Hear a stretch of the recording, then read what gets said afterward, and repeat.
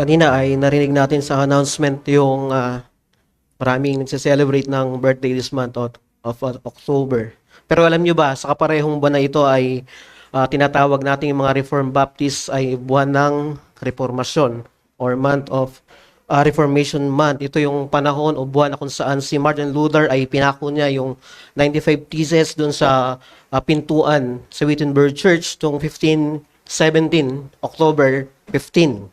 At doon nagsimula ang malawakang Protestant Reformation at ang makasaysayang pangyayari na yan na minarkahan ni Luther ay pinakita lang yung kanyang hindi natitinag na paninindigan sa Ebanghelyo. At mas lalong tumiba yung kanyang paninindigan sa Ebanghelyo ng 1521 sa Diet of Worms nung pinahayag niya yung salitang, "Here I stand, I can do no other, so help me God. Amen." So yung kanyang paninindigan sa Ebanghelyo ay na-sum up doon sa kanyang mga salita na yan. At pinapaalala lang nito yung kaparehong paninindigan na makikita natin sa passages ngayong umaga, dapat mamayang hapon, pero ngayong umaga natin siya makikita kung saan ito ay nakapagbigay ng kagalakan, kalakasan para sa isang katulad ni Apostol Pablo sa larangan ng pang-ibanghelyong ministeryo. At yan yung titingnan natin ngayong umaga sa 1 Thessalonians chapter 3 verse 6 to 8. 1 Thessalonians chapter 3 verse 6 to 8. Kaya inaanihan ko po ang bawat isa, tayo po ay tumayo sa pagbasa ng ating teksto sa 1 Thessalonians chapter 3 verse 6 to 8. Hayaan niyo pong basahin ko ito sa wikang Tagalog. Verse 6, "Ngunit ngayon nakabalik na dito si Timoteo at dala ang magandang balita tungkol sa inyong pananampalataya at pag-ibig. Ibinalita rin niya sa amin na laging maganda ang inyong alaala sa amin. Maganda ang inyong alaala sa amin at nasasabik na kami makitang muli gaya ng pananabik naming makita kayo. Kaya nga mga kapatid, sumigla ang aming kalooban sa gitna ng aming pagkabalisa at mga hirap dahil sa inyong pananampalataya kay Kristo. Nabubuhayan kami ng loob kung mananatiling matatag ang inyong paninindigan sa Panginoon." Diretso na natin hanggang verse 10. Verse 9, paano kami makapagpapasalamat ng lubusan sa Diyos sa kaligayahang nararanasan namin sa harap ng Diyos dahil sa inyo. Mataimtim ang dalangin namin araw at gabi na makita namin kayong muli at lalo pa kayong matulungan sa anumang pagkukulang sa inyong pananampalataya. Ito po ang salita ng Diyos. Pwede na tayong makaupo. Sa konteksto ng 1 Thessalonians chapter 3 ay pinakita rito ni Apostol Pablo yung kanyang malalim na pag-aalala, yung kanyang concern dun sa spiritual na estado ng mga Kristiyano doon sa Thessalonians. At dahil sa masidhing persecution sa panahon na ito ay napilitang umalis ng maaga si Apostol Pablo sa mga kapatid dito sa Thessalonians. At meron siyang pangamba, pag-aalala kung kamusta na sila sa maikling panahon na tinanggap nila ang Ebanghelyo. Kaya kung babasahin natin yung buong chapter 3, ay pinabalik niya dyan si Timothy.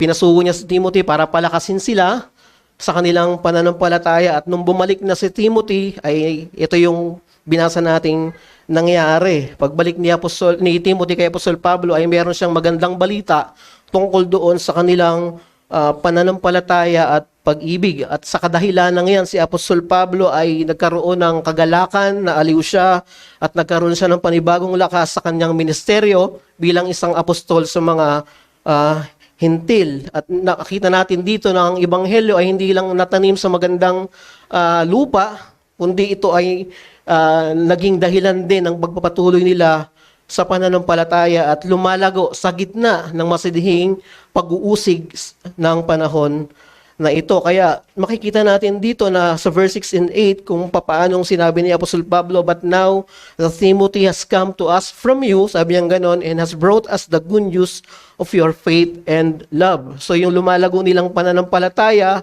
ay may paglago rin nakasama ng pag-ibig. Ipinapakita nito na yung nung passage natin na ang Ebanghelyo ay pinag-iisan niya yung mga karanasan ng bawat Kristiyano. Although hindi sila magkakasama physically, pero nagbabind sila dahil sa Ebanghelyo ng Panginoong Hesukristo. At pinalalakas nito Yung mensahe ng Ebanghelyo na nakaabot doon sa mga Kristiyano ay nagdulot ng kalakasan sa ibang mananampalataya, hindi lang kay Apostol Pablo, pansinin niyo, si Apostol na yon, pero siya ay nagkaroon ng panibagong lakas at kasiglahan sa pananampalataya. Hindi lang siya, kundi yung buong iglesia na nakarinig ng balita patungkol sa pananampalatayang nagpapatuloy ng mga mananampalataya sa Thessalonians. Ang kagalakan ni Apostol Pablo rito ay hindi dahil sa personal na success ng kanyang ministeryo, kundi dahil doon sa nagpapatuloy na ministeryo ng Ebanghelyo sa mga kapwa niya mananampalataya sa Thessalonians. Ang concern ni Paul hindi yung safety nila, kundi yung spiritual perseverance na nararanasan ng mga mananampalataya sa Thessalonians. Ito ay nagbigay sa kanya ng comfort, at dahil doon ay para siyang nakampante na nagpapatuloy sila sa madilim na pinagdadaanan nila sa buhay pananampalataya. At katulad ng mga Thessalonians, nabubuhay tayo sa panahon natin ngayon na meron din tayong mga hinaharap na iba't ibang klase ng estado na maaring pag-uusig, pagsubok, o iba't ibang anyo ng paglakad natin sa pananampalataya. Our trials may differ in form, but the challenge to endure is still remains. Yan yung makikita natin dito. Kung paano si Apostol Pablo ay nakasumpong ng kagalakan sa mga mananampalataya sa Thessalonian believers, tayo din naman bilang iglesia ay tinatawag na hanapin ang kalakasan sa bawat isang membro ng iglesia, sa bawat kapulungan at komunidad ni Kristo. At ang bumabagong kapangyarihan ng Ebanghelyo ay hindi pang-isahan at hindi pagbubuklod yung ginagawa nito. Hindi ka i-isolate nito. It creates a community of love and mutual edification, kung saan ito yung humihimok sa atin upang manatiling matatag sa pananampalataya kahit sa panahon natin ngayon. Kaya ito yung gusto kong ibigay na mensahe ngayong umaga sa inyo. Ang Kristiyanong pagtitiis ay pinananatili ng kapwa, pagkalinga, pag-ibig at impluwensya ng Ebanghelyo, dahilan upang maging matatag na mga alagad ni Kristo. Christian endurance is sustained by mutual concern, love, and gospel influence, making believers persevering disciples of Christ. Christian endurance is sustained by mutual concern, love, and gospel influence, making believers persevering disciples of Christ. Ang lahat ng yan, yung mutual love, mutual concern, yung love, ay nag-uugat yan sa Ebanghelyo na bumabago sa bawat taong dinadapuan ng biyaya ng Panginoong Hesukristo. At merong dalawang susi tayong makikita ritong katotohanan sa passage natin. Yan yung gusto kong talakayin natin ngayong umaga at gawin natin itong refleksyon bilang mga mananampalataya dito sa Antipolo Reformed Baptist Church. First is the gospel comfort through perseverance, and second is gospel assurance through mutual strengthening.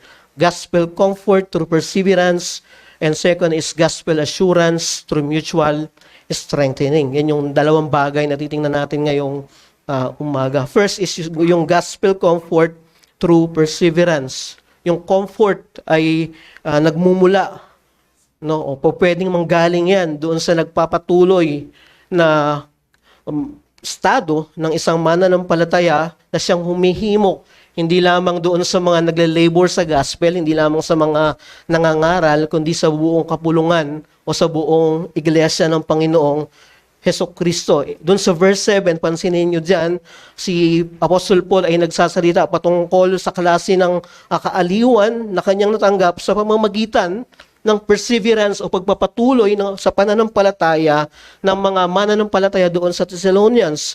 Here, makikita natin that perseverance is not passive. Hindi ito parang walang pakialam o parang walang pakiramdam. It involves the gospel active work in the believer's life, sustaining them through their trials. May kinalaman dito ang Ebanghelyo sa pagpapatuloy ng isang mananampalataya. Hindi ito parang walang pakiramdam o walang nangyayari sa iyo sa pagpapatuloy sa pananampalataya.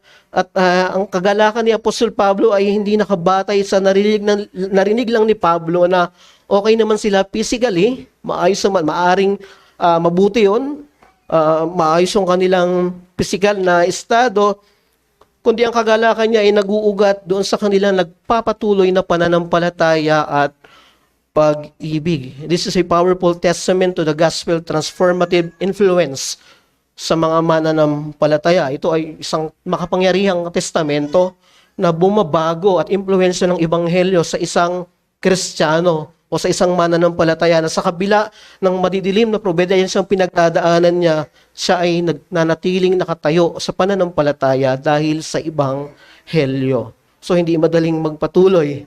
Kaya lagi nating pinapaalala yung doctrine of perseverance. Perseverance of the saints. Alam natin kung paano ang aral nito, pero mahirap pag nandun na tayo sa lakarin ng perseverance of the saints. Pag nandun na tayo, nararanasan na natin siya. Although alam natin, may knowledge tayo, ano yung doctrine nito, pero pag nandun na tayo sa realidad ng pagpapatuloy sa pananampalataya, doon natin nakikita na hindi pala siya madali. Hindi pala siya magaang na doktrina pag siya ay nararanasan mo na. So, ipinapakita lang nito na yung katotohanan, yan yung pagpapatuloy ng mga banal na nakaugat sa ebanghelyo ay nagbibigay ng kaaliwan, ng comfort, hindi lang sa bawat isa, kundi sa buong katawan ng Panginoong Hesukristo. Yung kanilang pag-uusig ay hindi naging dahilan para sila ay tumalikod, kundi naging dahilan yon para mas lalo silang tumayo na matatag sa gitna ng kanilang hinaharap na mga pag-uusig. At alam niyo ba yung kasalanan, isang kasalanan na ina-address ni Apostol Pablo rito sa talata natin, sa passage natin, ay yung pag-abandona ng pananampalataya sa panahon na ikaw ay nahihirapan na, sa panahon na ikaw ay inuusig na, sa panahon na ikaw ay parang lugmok na. Yan yung kasalanan, isang kasalanan na ina-address ni Apostol Pablo dito. Kaya nga sobrang nag-aalala siya doon sa mga mananampalataya sa Thessalonica dahil hindi niya alam kung anong nangyayari sa kanila. Matindi yung pag-uusig dito. Historically speaking, sa panahon na ito, hindi madali ang ebanghelyo. Kaya nga si Apostol Pablo, sabi ng maraming mga scholars, almost 2 weeks lang na nag-ministry si Apostol Pablo sa Thessalonians. Kaya ganoon na lang yung kanyang pangamba. At ang kasalanan dito is the sin of neglecting perseverance arises when believers fail to encourage one another or isolate themselves from the community of faith. Meron tayong estado na pag dumadaan tayo sa madidilim na probidensya ay ina-isolate natin yung sarili natin sa komunidad ng mga mananampalataya. Isa itong sakit ng maraming Kristiyano at talamak to sa Christian community pag ang isang mananampalataya ay dumadaan sa iba't ibang klase ng pagsubok, binubukod nila yung sarili nila. Hinihiwalay nila yung sarili nila sa komunidad ng mga mananampalataya. Hindi ganyan dinisenyo ni Kristo ang iglesia. Kung dumadaan ka sa isang masidhing pag-uusig o pagsubok sa pananampalataya, hindi mo kailangang ibukod yung sarili mo. Hindi ka makakasumpong ng kalakasan labas sa mga probidensyang ibinigay ni Kristo sa kanyang iglesia. Hindi mo yan masusumpungan sa panandaliang kalakasang ibinibigay ng mundo. Balikan mo yung mga kaparaanan ng biyayang ibinigay ni Kristo kung paano ka isusustina sa paglakad mo at pagpapatuloy sa pananampalataya. Minsan, paalala rin ito sa atin na hindi porket malakas yung isang mananampalataya, hindi niya kailangan ng encouragement. Hindi niya kailangan ng mahimok sa pananampalataya. No. Magandang pakinggan na yung mga dumadaan sa mga mabibigat na sitwasyon ay nai-encourage. Pero dapat lahat tayo may ugaling ganito na nangunguna sa atin yung paghimok sa pananampalataya. May pinagdadaanan man siya o wala. Ay kailangang marinig sa mga labi. Maging ugali nawa natin to bilang sa iglesia na humahamon tayo sa mga kapwa natin mananampalataya. Ang aplikasyon nito sa atin, sa pang-araw-araw na pamumuhay natin bilang Kristiyano ay maging intentional tayo sa pag-i-encourage natin sa ating mga kapwa believers. Especially, relevant ito sa panahon natin ngayon kung saan yung isolation can lead to spiritual weariness. Yung pagbubukod ng sarili, pag dumadating sa punto na mabigat na yung kanyang nararanasan, hindi niya napapansin kahit tayo, kahit ako, Pag mabigat yung pinagdadaanan ko, may panahon na parang gusto kong humiwalay. May panahon na parang gusto kong ibukod yung sarili ko sa kalipunan ng mananampalataya. Normal siyang reaksyon ng isang taong makasalanan pero hindi siya normal na tinuturo ng Ebanghelyo. Saan ka makakasumpo ng kalakasan sa panahon na ikaw ay lugmok na? Hiwalay sa mga probidensya ni Kristo sa iglesia, hindi ka makakasumpo ng kalakasan sa mundo. Maaari panandalian, pero yung nagpapatuloy na pananampalataya ay masusumpungan sa mga probidensyang inilaan ni Kristo sa loob ng kaniyang iglesia. We should be proactive in our discipleship and care for each other. Huwag tayong magpakiramdaman lang, no? Iwasan natin pakiramdam lang. Alamin natin kung ano talagang nangyayari sa mga kapatid natin, mabuti man sila o hindi. Maging ugali natin to bilang isang iglesia, bilang isang mananampalataya. Encouraging one another, especially in difficult times, is both a responsibility and a privilege of Christian fellowship. Isa itong responsibilidad, pero isa rin itong pribilehiyo sa Kristiyanong pagtitipon o sa Christian fellowship. We are called to stay connected with our local church community. If you profess that you are Christians, or you are Christian at kabilang ka sa isang iglesia na nakipagtipan, gusto kong hamunin kitang pang personal, stay connected with your local church community. Alam niyo, ang Ebanghelyo ay nagpo-provide siya ng solusyon sa mga iba't ibang klase ng problemang hinaharap ng bawat mananampalataya. No matter how the trial, the faith that has taken root in us through the work of Christ will not fail. Ulitin ko no matter the trials, the faith that has taken root in us through the work of Christ will not fail. Hindi siya guguho. Gawa yun ni Kristo. At dahil gawa yun ni Kristo, makakaasa ka doon sa tinapos ni Kristo. Kaya nga, labas sa mga probidensya ni Kristo, hindi ka makakasumpong ng pagsustina sa pananampalataya mo. Maliban doon sa mga kaparaan ang inilagay niya lang sa iglesia. At itong assurance ito sa mga mananampalataya na si Kristo ay nagsustina sa kanyang mga mananampalataya dahil yan sa pagkilos ng Ebanghelyo sa bawat individual na tumanggap nito. Hindi ko maalala kung sinong Puritan yung nagsabi, pero sabi niya, a faith that endures even in tears is of more worth than a boastful that believing faith. Sabi niya, ang pananampalataya na nagpapatuloy maging sa pagluha ay higit na mahalaga kaysa doon sa nagmamalaking pananampalataya pero panandalian lang. Even the weakest faith that persevere is a victory for the believer.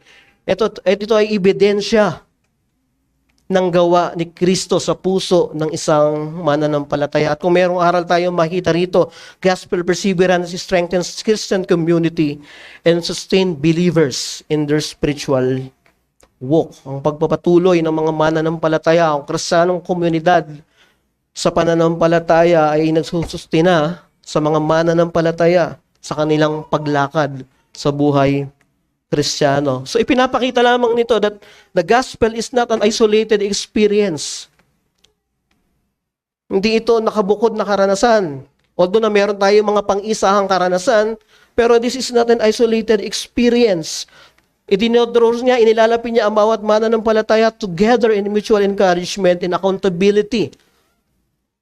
Mas lalong idinidiin ng gospel that a solitary Christian life is contrary to biblical teaching. Hindi itinuturo ng Ebanghelyo na pagka meron kang pagsubok, hihiwalay ka sa komunidad ng mga mananampalataya. Kundi ini-encourage niya lalo na mas lumapit ka sa kapulungan ng mga mananampalataya kasi hindi mo kayang tumindig mag-isa at manalo mag-isa, hiwalay sa probisyon ng Panginoong Hesukristo. Kaya may panalangin Kaya mayroong mga prayer requests, kaya may mga urgent na dapat ipanalangin. Alam niyo, nakakahamon ng isang kapatid, hindi ko na mention yung pangalan niya, pero sa pagdaan niya sa mga madidilim na probidensya, hindi niya itinago yung kanyang pakiramdam. Hindi niya itinago kung ano yung nangyayari sa kanya. Hanggang sa kahuli-hulihan, ipinakita niya kung ano yung nangyayari at nararamdaman niya. Hindi niya hiniwala yung kanyang mga karanasan sa kapulungan ng mga mananampalataya. Ang tanong ay bakit? Kasi doon siya nakakasumpong ng kalakasan. Doon siya nakakasumpong ng kaaliwan. Dahil yun yung means of grace. Dahil yun yung turo ng ebanghelyo. Masakit yung pinagdaanan niya, pero nananatili siya doon. Bakit? Kasi yun yung source of strength niya. Yun yung comfort na alam niyang ibinibigay ni Kristo. At hindi yun hiwalay, hindi yun labas sa probidensya na ibinigay ni Kristo sa loob ng iglesia. May komentary si Matthew Henry dito. Sabi niya, the prayers of one saint for another are often the means of mutual comfort and encouragement. For God works through His people to bring edification to the whole body. Alam nyo, pag may isang mananampalataya na nagpapatuloy sa pananampalataya, kahit tahimik siya, pero nagpapatuloy siya, hindi lang isang individual na Kristiyano yung napapalakas niya, kundi yung buong katawan ni Kristo. Nakahamon sila sa tahimik pero hindi perpektong pagsunod, madilim pero nagpapatuloy, masakit pero nagpapatuloy, isang magandang halimbawa ng tahimik na pagsunod sa Panginoong Hesus Kristo. Kaya kung merong hamon sa atin dito is persevere in the faith by actively engaging in mutual edification and encouragement. Persevere in the faith by actively engaging in mutual edification and encouragement. Nasubok ang iglesia nung panahon ng COVID-19 pandemic. Maraming mga churches ang hindi daos ang kanilang pananambahan dahil sobrang naging mahigpit. May mga social distancing. Pero isa tayo doon sa mga hindi napigilan. Dahil alam natin kung ano yung ebanghelyo at doon natin nakita yung kauhawan at pangangailangan ng isang mananampalataya sa ebanghelyo ng Panginoong Jesucristo. At nagamit natin even yung social media. Nagkaroon tayo ng mga online na pananambahan, nakatulong yon para kahit sa social media ay may marinig tayong ebanghelyo. At dito ipinapakita lamang dito sa atin na ang ebanghelyo sa lahat ng paraan ay kaya niyang gumawa para magsustina sa mga mananampalataya. Hindi napigilan ng pandemya ang ebanghelyo. At hindi rin mapipigilan ng ebanghelyo ang mapait na pinagdadaanan ng isang mananampalataya. Gagawa at gagawa ang ebanghelyo maging sa pinakamaliit na tingin nating wala ng paraan. At ang apila sa atin dito, by grace of Christ, seek to endure faith at magtiwala tayo na si Kristo ay magsusustina, magpapanatili siya sa mga binanan niya. At ito ay isang comfort sa atin dahil ang ebanghelyo ng Panginoong Jesucristo ay kumikilos sa mga kaparaanang hindi natin hindi bonggang nakikita, kundi minsan tahimik lang, pero kumikilos sa mga kaparaanan ng Diyos na lingid sa mga kaalaman natin. Yan yung makikita natin sa unang pagtalakay natin. Pangalawa is gospel assurance through mutual strengthening. Yung assurance dito ay mas lalong pinalalakan dahil dun sa encouragement na nararanasan at yan ay ebidensya ng lumalagong pananampalataya. Ang ganda ng sinabi ni Paul doon sa verse 8. Sabi niya doon, mabubuhayan kami ng loob kung mananatiling matatag ang inyong paninindigan sa Panginoon. Pumupunto lamang ito na kung anong meron tayong assurance kay Kristo. Habang nakikita natin yung iba ay nagpapatuloy sa pananampalataya. Yan yung nakita natin kay Apostol Pablo. Sinabi niya rin mismo sa verse 8, for now we live if you are standing fast in the Lord. Apostol na to na nagsasalita. Pero nabuhayan siya. Ibig sabihin, nagpanibagong sigla yung kanyang pananampalataya nang marinig niya yung estado ng pananampalataya ng mga Thessalonian believers despite doon sa madilim at mabigat na pinagdadaanan nila sa pananampalataya. And this assurance of faith is not only personal but communal. Hindi lang ito, kay Apostol Pablo, hindi niya lang ito pang sarili, kundi pang lahatan. Kasama dito yung katawan ni Kristo at ito ay nakikita sa pamamagitan ng pinalalakas ng mutual testimony ng mga mananampalataya. Ang pagmamalasakit ni Apostol Pablo para sa mga mananampalataya sa Thessalonica ay nagpapakita ng malalim na buklod ng pag-ibig na dulot ng ebanghelyo sa mga mananampalataya. At isang kasalanan din na ina-address dito ni Apostol Pablo is spiritual apathy. Yung wala kang pakialam, kawalang interes na i-encourage o himukin, palakasin yung kapwa mo mananampalataya. Alam niyo ba, pag ganyan yung nangyayari, wala tayong pakialam, wala tayong interes na alamin yung estado, himukin sila. Nagbubukas ito ng pintuan para sa spiritual na panlalamig ng isang mananampalataya. Brethren, meron tayong responsibilidad to take care yung bawat isa sa atin. At yan dapat ay intentional nating ginagawa. Hindi kailangang ipaalala sa atin, kundi kailangan tayong maging intentional na alamin, kamustahin, himukin, palakasin yung bawat isa sa atin. Do not neglect the mutual strengthening found in the fellowship of believers. And let me remind you that the word fellowship in biblical terms ay hindi dahil masarap yung kinakain yung pizza. O hindi dahil pareho kayo ng paboritong pagkain. That is not fellowship. Bonus lang yun. Ang fellowship sa Bible, prayer, word, Lord's Supper, Lord's table. And that is the word fellowship. Dito umiikot ang fellowship ng mga mananampalataya. Yung iba, extend fellowship. Masaya yun. Maganda yun. Pero iba yung fellowship na ang pinagmumulan ay ibanghelyo. Iba yung fellowship na doon kayo parehong kumukuha ng lakas bilang mananampalataya. Kaya dito yung pag-ibig at concern ni Apostol Pablo para sa mga mananampalataya sa Thessalonians ay sumasalamin sa pag-ibig ni Kristo na meron siya sa iglesia, Ephesians chapter 5. Ipinakita dyan kung ano yung klaseng pag-ibig meron si Kristo. At isang paalala sa atin dito, isolating yourself weakens both you and the church. Yung pagbubukod mo ng sarili mo, nagpapahina sa iyo, sa iba, at sa buong iglesia. Kaya kanina ko pa binibigyang diin to na huwag tayong masanay, huwag nating maging ugali, na pag tayo ay dumadaan sa hindi magandang karanasan bilang mananampalataya ay ibukod yung sarili natin. Ihiwala yung sarili natin sa komunidad ng mga Kristiyano. Siguro maaaring nyo sabihin kasi hindi naman nila ako maiintindihan. Ay totoong hindi ka nila maiintindihan lalo kung ilalayo mo yung sarili mo. Isang pagkakamaling isipin na ang pagbuklod ng sarili mo ay makakapagbigay sa iyo ng kapayapaan. Mas lalo kang pahihinain nito. Mas lalo kang kakainin nito. Palayo. At susumpungan mo na lang yung sarili mo, nanlalamig ka na sa pananampalataya mo. Isa itong babala sa atin. Kahit sino ay nangangailangan ng pagkalinga, nangangailangan ng paghimok bilang mga mananampalataya. Kung may practical itong application sa atin ay mahalaga yung ipanalangin natin yung isa't isa. Tama. Pero mahalaga rin na kamustahin natin kung kumusta na sa isa't isa.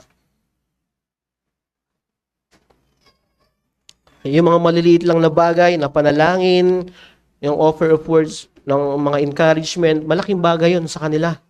Sa akin, personally, lahat sa atin dito, walang Kristiyanong super Christians na lagi siyang maayos. No. Lahat tayo, iba't iba lang yung form, pero pare-pareho tayong dumadaan sa ganyang klase ng estado bilang mga mananampalataya. At ang pinakamagandang encouragement sa atin dito, hindi labas sa providensya ng Diyos yung ginagamit niya ring hamon sa mga Kristiyano. God uses the community of faith to strengthen believers.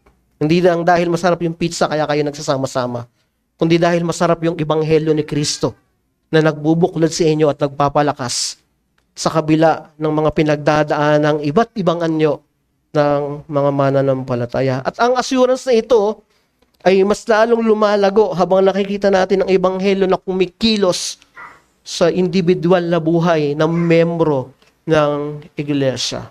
Napakasarap makita na sa kabila ng paghihirap na nararanasan ng isang miyembro ng iglesia, siya ay nagpapatuloy. Siya ay nandoon. Nagpupursige siya sa pananampalataya. Hindi ba ang sarap makita ng ganun? Na mas lalo kang nasi-challenge sana, gusto ko rin maging ganito. Sa panahon na ako ay nasa may dilim na probidensya, gusto ko siyang gayahin. Tahimik yung pagsunod niya, although masakit yung pinagdadaanan niya, pero nagpapatuloy siya. Kahit na anong galing natin sa teolohiya, kung hindi natin i-apply yung mga katotohanan ito sa paglakad natin sa pananampalataya, walang magaling na teolohiya sa kasalanan.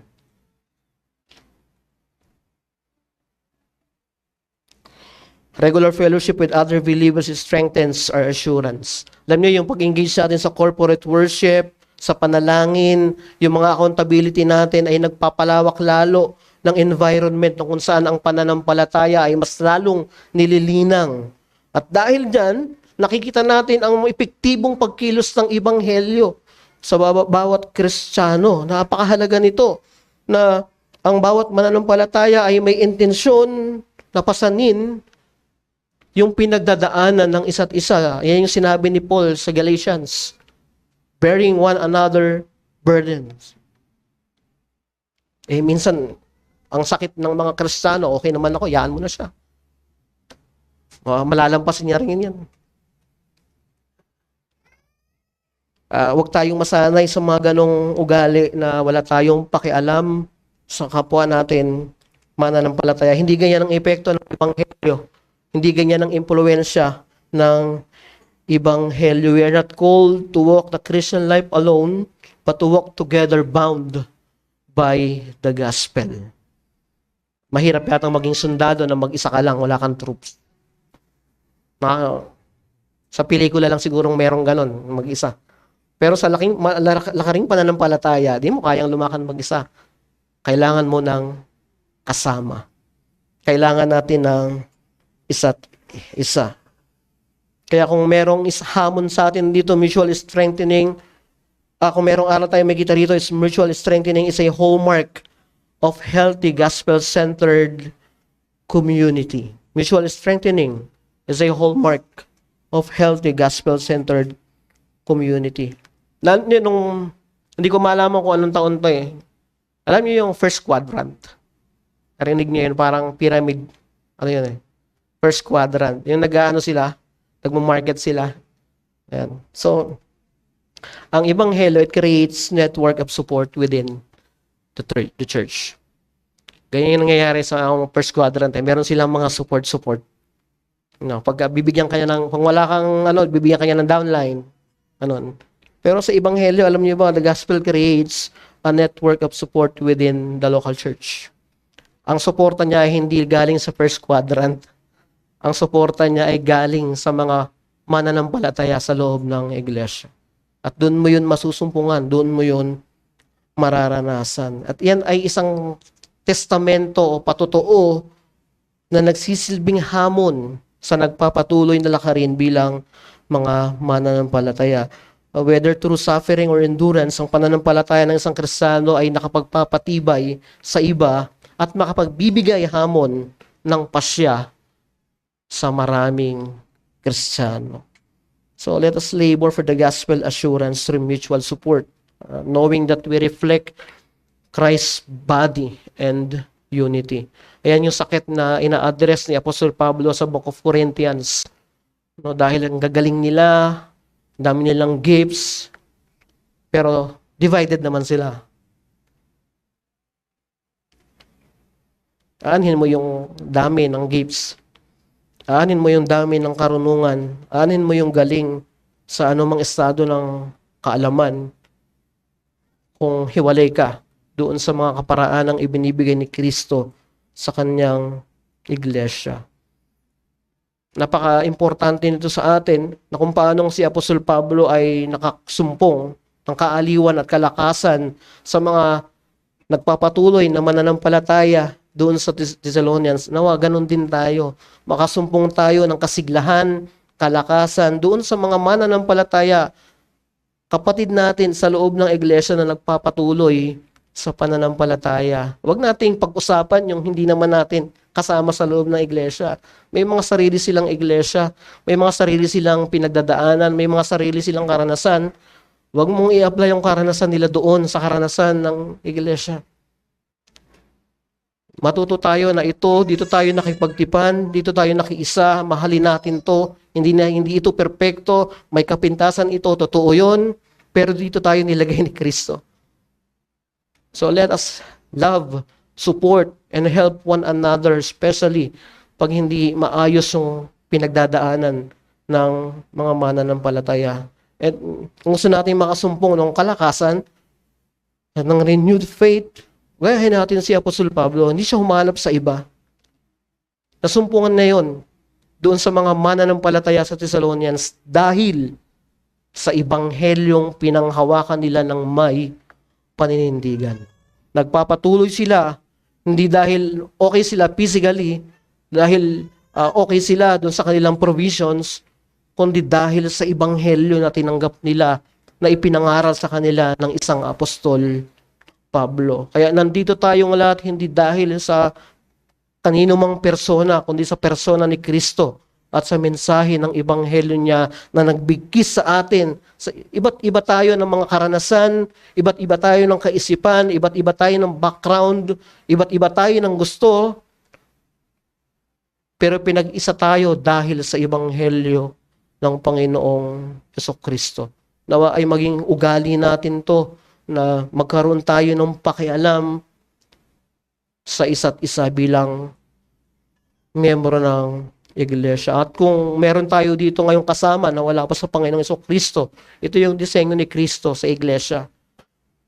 Siya yung nagbibigay ng kalakasan sa mga lugmok na, hirap na, nasusumpungan na yung kalakasan na yan dahil sa binigay ni Kristo na kapwa mananampalataya. Pero kung hindi ka pa kabilang kay Kristo, wala kang masusumpungan na kalakasan sa pagpapatuloy mo na mahanap si Kristo. Kailangan mo si Jesus bago mo kailangan ng iglesia. Dito sa mensahe ni Paul sa Thessalonians chapter 3 ay nagpapaalala sa atin na ang ebanghelyo ay nagtutulak sa atin upang magpatuloy sa pananampalataya at ito ay vital sa ating Kristiyanong pamumuhay. And as we celebrate the Reformation Month, let us be encouraged by the faith of those who came before us, standing firm in the gospel even in the face of great trials. Sila na mga nagsabi ng here I stand, I can do no others, so help me God. Sila rin ay nakasumpong ng kalakasan sa ebanghelyo at sa mga mananampalatayang kasabay nila na nagpapatuloy sa ilalim na madidilim at mabibigat na probidensyang pinagdadaanan nila. So ganyan din sana tayo. Muli nating balikan ang magandang mensahe ng ebanghelyo at nawa palakasin tayo upang palakasin din natin yung iba sa pamamagitan ng pagpapatuloy at maliit na paghikayat sa kanila. Pasabi natin sa kanila, brother, sister, press on. Manalangin tayo. Dakilang Diyos, maraming salamat sa simpleng mensahe ni Apostol Pablo. Sulat niya sa Thessalonian believers, ito ay malaking paalala sa amin na sa kabila ng iba't ibang itsura ng pinagdadaanan namin, hindi ito dahilan upang kami ay tumigil, hindi ito dahilan upang hindi namin himukin ng isa't isa na magpatuloy sa pananampalataya. Alam namin, O Diyos, na meron kami mga kanya-kanyang pinagdadaanan. Dalangin ko na patuloy mo kaming palakasin sa mga pinagdadaanan namin ito upang kami din ay maging kaparaanan ng pagpapalakas sa mga kapatid namin na nanghihina at numadaan sa iba't ibang mga pagsubok din o buhay pananampalataya pinagdadaanan nila, O Diyos. Dalangin ko po na maging kalakasan nila ay hindi yung kalakasan ng galing sa mundo, kundi yung kalakasang ibinibigay ng iyong ebanghelyo at labas sa anumang kaparaanan na ibinigay mo sa loob ng iglesia, hindi namin masusumpungan yung klaseng kalakasang ibinibigay ng ng pagkakaisa ng mananampalataya sa kalagitnaan ng mga iba't ibang anyo na pagdurusa at sakit na pinagdadaanan namin. Kaya dalangin ko, O Diyos, na baguhin mo yung aming mga puso at kaisipan, patuloy na ipailisakop namin sa kapangyarihan ng Ebanghelyo ang aming mga mapagmataas sa kaisipan at pusong matigas.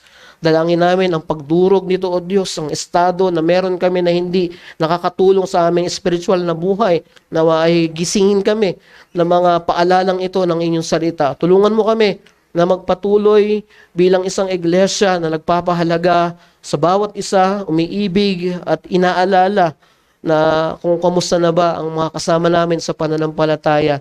Hindi lahat ng tumatayo at nakikitang masaya ay mabuti ang pinagdaraanan. Pero salamat dahil sa munting presensya nila, kami ay nakahamon na magpatuloy din sa ganitong klaseng pananampalataya. Salamat dahil meron kaming assurance kay Kristo dahil sa mga nagpapatuloy na kapatid sa pananampalataya. Purihin ka, Panginoon. Salamat po sa banal na Espiritu na patuloy na nangungusap sa amin na muli kaming ibalik sa mainit na paglilingkod sa pananampalataya.